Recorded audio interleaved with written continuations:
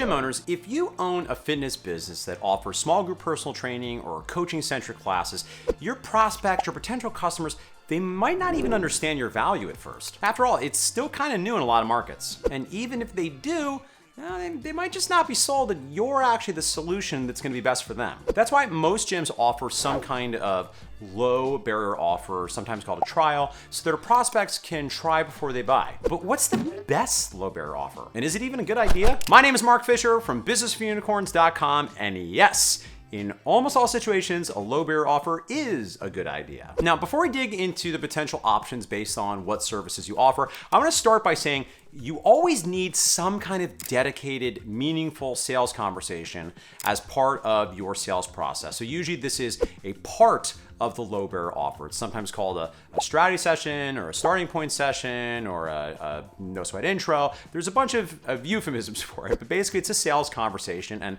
not an annoying, evil, sketchy, spammy, cheesy, high pressure sales conversation. But it's really more a particular kind of coaching conversation where you help the client get clear on what it is that you most want, what are the obstacles that got in the way of the past, why this is so important to you, and then you help build value in a number of ways, which I'll address, for how your services help create those goals. Because at the end of the day, if you don't have this kind of conversation, they're only going to buy on price because otherwise they don't really understand the value. And if you want more help with sales, you can go down to that there description box and check out my video, 3 Ways to Improve Sales Results, right after you hit subscribe. Now, let's get into the meat of our conversation. For most prospects, a low barrier offer is going to give them a low commitment opportunity to try out what you have to offer, to see if it's a fit, where you, as the business owner, full of integrity, are absorbing all the risk because you know that they're taking a leap with you. And even if you make the price low, they're still paying you in time, they're still paying you in energy. I also want to highlight there's one exception to the low barrier offer. It's a special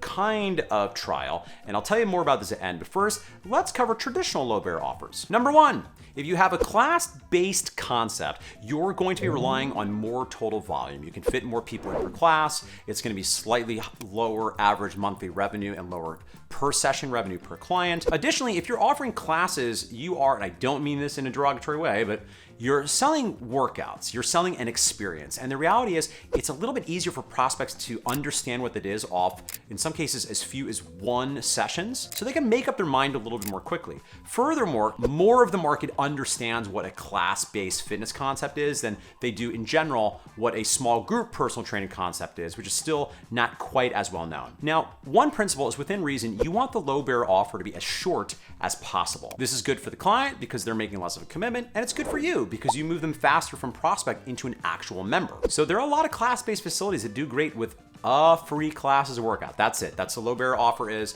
come in for a free workout. Others have great success using a free week.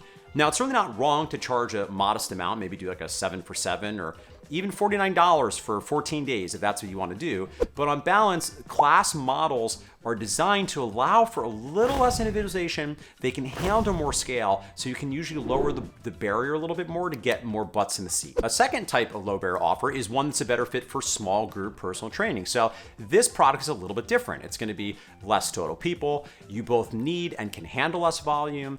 It is a higher average price per member, so it tends to not have quite as many qualified prospects with quite as much discretionary income. And if you're a training nerd like me, you'll love it. But here's the downside. A lot of people, if they've not done small group personal training or even personal training, they don't quite know what it is. And what's so cool about this model is we're making one-on-one personal training a little bit more accessible. Now, certainly you lose some of the individualization when you're doing it in a small group, but if you're doing it for 4 or 5 or even up to 6 people, you're still getting a lot of that benefit. My bias is I'm a small group personal training guy. It's closest to personal training, and from my background, I think it is the best bang for the buck, particularly with clients that are older and or deconditioned and or have injury history. But since you're not selling just a workout experience, they might not be familiar with it, you usually need a few experiences. So again, as a rule, the shorter the better. If you can do 4 small group personal training sessions and a strategy session over a 2-week period, that can be great. So unlike a class-based concept, usually this is a paid low barrier offer. And another way to think through this that you can benchmark this to is maybe 1 month, half off whatever the usual rate is for whatever small group membership they want to try out. And if you do have a paid trial, I strongly suggest having a 100% money back guarantee. This is one more way to lower the barrier, to remove all risk for them. Say, I'm the owner, I'll take the risk. I know you're gonna love it. I'll give you your money back if you don't. In practice, most people never take you up on it, and it just becomes helpful for people to feel that, okay, I'm not really stuck with this. If I try this and I hate it and I'm out of time and energy, at least I'm not out of money. Now, I'll say briefly here, another kind of low barrier offer that works really well for sports performance training gyms is assessment, and this can often be paid. I don't think it'd be wrong to offer this as the carrot to get an athlete in there, but you can often sell this for $99 or even $199 if you build sufficient value for the skill of the assessment. My one warning is, I love this for sports performance populations because it's kind of like a paid first class, one session, right in the membership. What's not to love? Well, the thing that's not to love is if you have general population people, they will not be thrilled that you're offering them a paid opportunity to evaluate them and assess them. They don't like that at all. Athletes, they might like it. They think that's valuable. You'll help me improve the speed of my throwing. The general population people, not so much. They do not come in here, general population person. I'm gonna put you and strip you down into a thong and do like an overhead squat, and I'm gonna look at your asymmetries and dysfunctions. So I think there absolutely is a place for including assessments, something like the FMS, which I've used on and off over the years and I love. I think that can actually help build value, but keep in mind for Gen Pop, you're not selling that. That's not a benefit to them. That's a thing that they will put up with that you can use as a fitness professional because it does give you good information and you could build some credibility, but will invariably be somewhat confronting. Now, as promised, I'll say very briefly, there is one exception to this, and that is a premium priced front-end offer.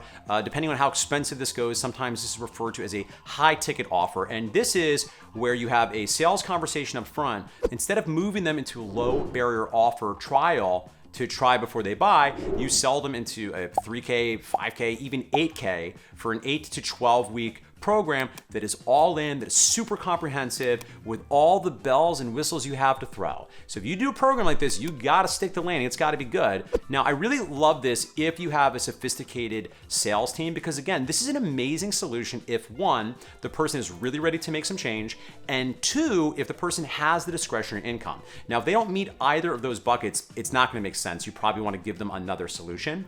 But for the people that are ready to make that move, I love this, love this, love this. I just want to again say two things. You got to have that great sales conversation. You can't get by with just a good one. And two, it really has to be the right fit for this individual. You don't want to be pushing people into something that is more expensive than they don't really want to do just because you used high pressure sales voodoo magic. That would be bad. So which is best for you? Well, it depends. And this is a video. It's not a two-way communication thing. So I don't know. I don't know what's going on in your room right now. Where are you? Where are you watching this in the bathroom? But I do hope that the above frameworks can help you think through what might be the right offer based on what the services are that you offer. And if you're looking for more help, you might want to check out the link below about the Unicorn Society. One thing I think we do, uniquely well, is we have clients that do small group, we have clients that do classes, we have clients that do sports performance, we have clients that do high ticket, our clients do everything. And because of that, no matter what type of service you offer, if you are a training-centric gym, we have playbooks and we can help you run things because we know what those are. At the very least, I hope you will hit subscribe so I can visit you soon with more videos where you'll watch them in your bathroom as I share actionable tips, psychological frameworks, and philosophy in your bathroom.